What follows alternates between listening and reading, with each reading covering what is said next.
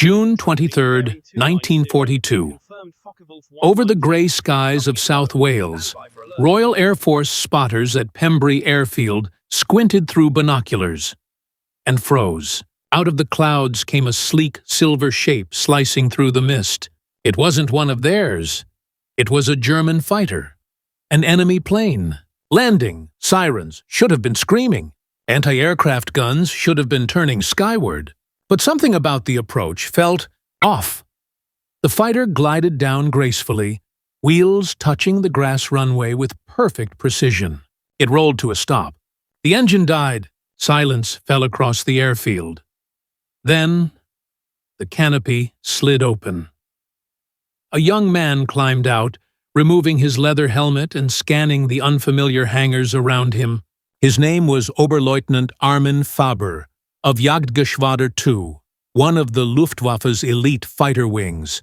But instead of seeing Messerschmitts, he saw Spitfires. Instead of Luftwaffe gray, the uniforms rushing toward him were Royal Air Force blue. And in that split second, Faber realized, with a chill of horror, he had just delivered Germany's most secret and deadly fighter directly into the hands of the enemy. For months, Allied pilots had whispered its name with dread, the Focke-Wulf 190. It was fast, vicious, and untouchable. Since appearing over France in late 1941, it had ripped through RAF squadrons. Even the legendary Spitfire MKV, Pride of Britain, couldn't keep up. Squadron leader J.E. Johnson, one of Britain's top aces, described his first encounter. It was faster than our Spitfires, could outroll us, and its firepower was devastating. For the first time, we were outclassed, and he wasn't exaggerating. Between late 1941 and mid-1942, British fighter losses soared. The WWII could dive faster, roll quicker, and punch holes in Spitfires with its 20mm cannons. Every Allied pilot knew the same warning. Don't turn with it. Don't dive with it. Don't try to outroll it. The list of what not to do was endless. The list of what would work, terrifyingly short. But now, by pure accident, the Allies had their miracle. Faber wasn't a rookie. At just 21, he was already a decorated ace, confident, precise, and deadly. That day, he had been flying cover for bombers attacking the English coast. The mission went smoothly, until the dogfight. Amid twisting dives and blinding cloud cover, he lost his bearings. The English Channel below was hidden in haze. The sunlight, reflected off the water, deceived his sense of direction. And after one violent 180-degree turn in combat, Faber thought he was heading south, back to France. In reality, he was flying north, toward Wales. When the clouds broke and he saw an airfield surrounded by green fields, his brain filled in the blanks. It had to be a Luftwaffe base in Brittany. He lowered his landing gear. Moments later, Britain's most wanted aircraft touched down gently on RAF soil. Within minutes, British airmen surrounded the fighter. Faber tried to restart the engine and take off, but the RAF had already sealed the airfield. The Focke-Wulf 190A3 was captured, completely intact. News reached RAF headquarters almost instantly. Air Chief Marshal Sholto Douglas couldn't believe it. Britain had spent months trying to bring one down in flyable condition, and now one had just landed itself. Within 48 hours, the aircraft was transported to the Royal Aircraft Establishment at Farnborough. Engineers, mechanics, and intelligence officers swarmed over it like archaeologists at a pharaoh's tomb, and what they found explained everything. The FW-190 wasn't elegant. It was brutal efficiency made metal.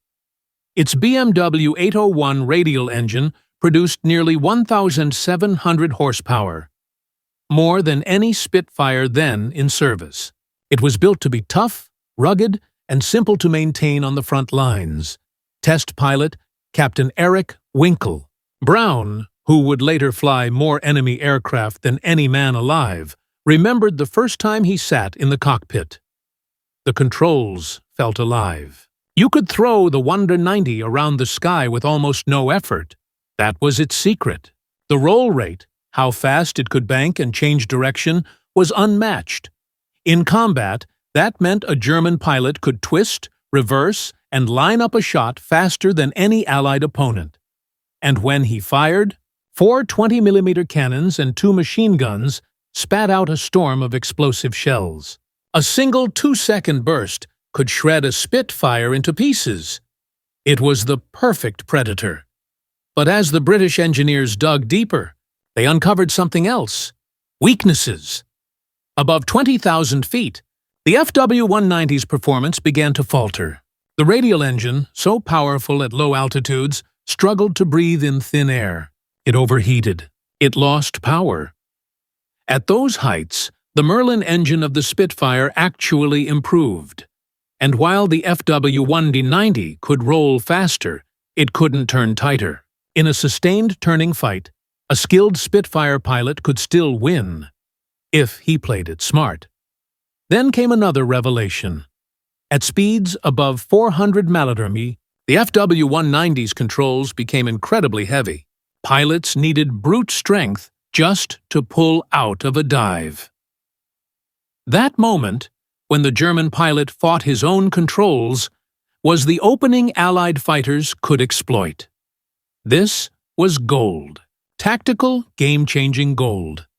Within days, RAF Command issued bulletins across the country. Diagrams, notes, and training films circulated, teaching pilots exactly how to fight and beat the FW-190. But Britain wasn't alone in this discovery. By August 1942, U.S. Army Air Force test pilots arrived at Farnborough. They wanted to fly the captured German Marvel themselves. One of them, Major Cass Hauff, took it up and filed a blunt report. Below 20,000 feet, this aircraft will outfight anything we have. Our only advantage is altitude. Force it high, and we win. That single line became doctrine. When P-47 Thunderbolt units began escorting bombers in 1943, they stayed high. They refused to fight the 190 on its terms. Instead, they pulled it up into the sky, where its engine gasped and the tables turned. The result was immediate and devastating for the Luftwaffe. Armed with knowledge from Faber's captured aircraft, Allied tactics transformed overnight. Engineers modified American P-47s and P-51s, improving their roll rates and control response. Pilots learned to avoid the 190's traps, never chasing it into a dive, never rolling against it, always forcing altitude. And as they did, the fear that had once haunted Allied squadrons began to fade. By late 1943, the balance had shifted. Spitfire, Mk9s, P-47s, and P-51 Mustangs dominated the skies above Europe. Even top German ace Joseph Pips Priller admitted in his logbook, "The Americans have learned. They force us high. They no longer fall for our tricks. They've studied our aircraft." All because of one wrong landing. Faber spent the rest of the war in a Canadian POW camp. He survived, returning to Germany after 1945, living quietly until his death in 1976. At first, he was blamed, humiliated for handing Britain its greatest intelligence prize of the air war. But later, even his commanders admitted the truth. Disorientation in combat could happen to anyone. What couldn't have been predicted was how much that mistake would cost Germany. The FW-190 became the Rosetta Stone of German aviation. Allied engineers studied it, dissected it, and learned every secret it held. In the end, the Focke-Wulf 190 wasn't just a weapon. It was a lesson in both technology and intelligence.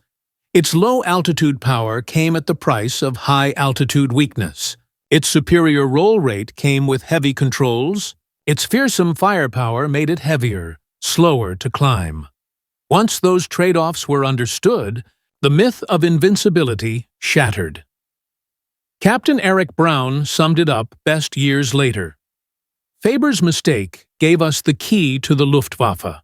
That one aircraft probably saved more Allied lives than any other intelligence victory of the war.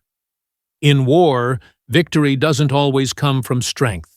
Sometimes it comes from a single moment of human error, a wrong turn in the clouds, a mistaken airfield below. One pilot's confusion turned Germany's secret weapon into an open book and changed the balance of power in the skies forever.